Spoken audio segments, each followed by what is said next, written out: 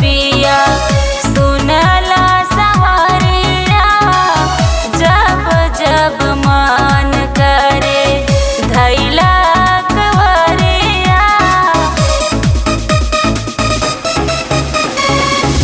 मानिला न बात पिया सुनला सवरिया, जब जब मन करे धैला कवरिया।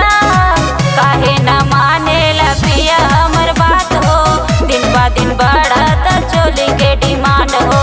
काहे न मानेला पिया हमर बात हो, दिन बा दिन बढ़त चोली के डिमांड। राजा होलिया में खोलदाना चोली के दुकान, एही से राजा जी रहिला परेशान।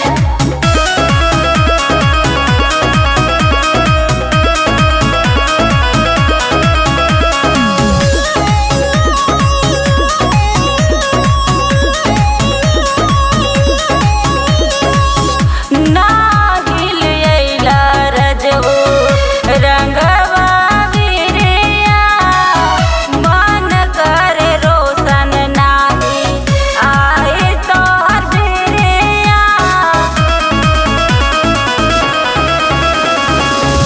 नागिल अइला रजऊ रंगवा बिरिया, मन करे रोशन नाही आए तोहर बिरिया। कहेला सरदा करना परेशान हो, होली में चोली के खोली दा दुकान हो। कहेला सरदा करना परेशान हो, होली में चोली